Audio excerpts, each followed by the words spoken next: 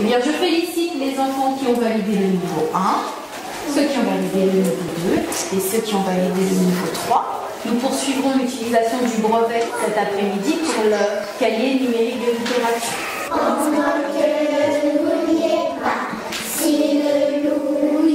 Nous proposons aux élèves un travail autour d'une évaluation qui est construite par compétences. Travail sur l'écriture. En fait, notre modèle, il est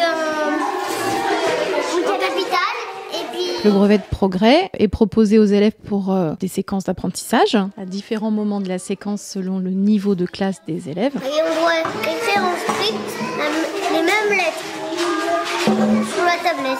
Nous étions dans une séance de lecture où les élèves travaillaient sur la compétence de reconnaître la plupart des lettres de l'alphabet dans les 3 écritures. Nous leur avons proposé plusieurs activités qui pouvaient permettre de valider les 3 niveaux du brevet travaillé cette semaine.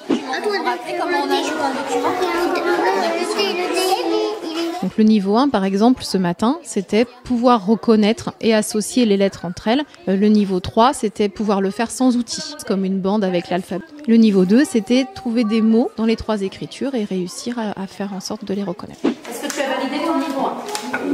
Oui, je te mets une petite croix. On a des élèves qui sont tout de suite dans l'activité pour aller valider les niveaux qu'on a mis dans le brevet.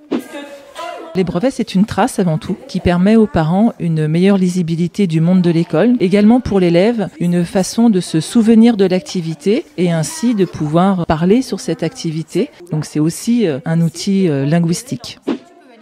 Les parents, à plus de 70%, disaient qu'ils comprenaient davantage l'école. Et on a eu quelques remarques qui nous ont fait plaisir, comme quoi la maternelle, ce n'était pas uniquement un passe-temps. Pourquoi tu ne penses pas?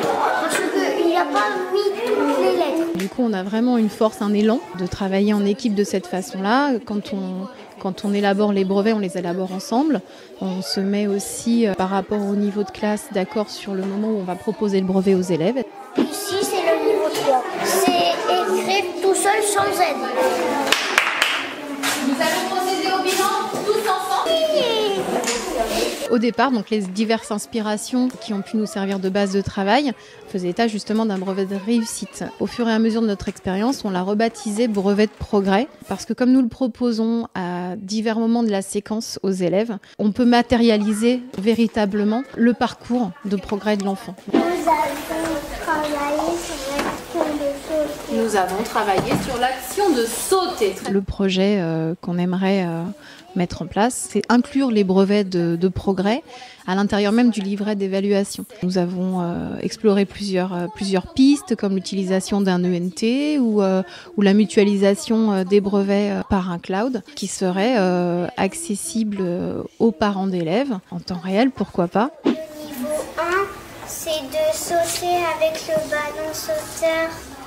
Les brevets n'appellent pas à la compétition. En fait, dans la construction des savoirs, on ne cherche pas à faire mieux que le voisin, mais on cherche à travailler ensemble pour progresser ensemble. Et comme chacun progresse à sa mesure, la collaboration et la coopération entre pairs est vraiment une dimension qui, pour moi, est notoire. Là, il y a vraiment l'envie d'aider l'autre. On travaille ensemble, on apprend ensemble dans cette expérimentation.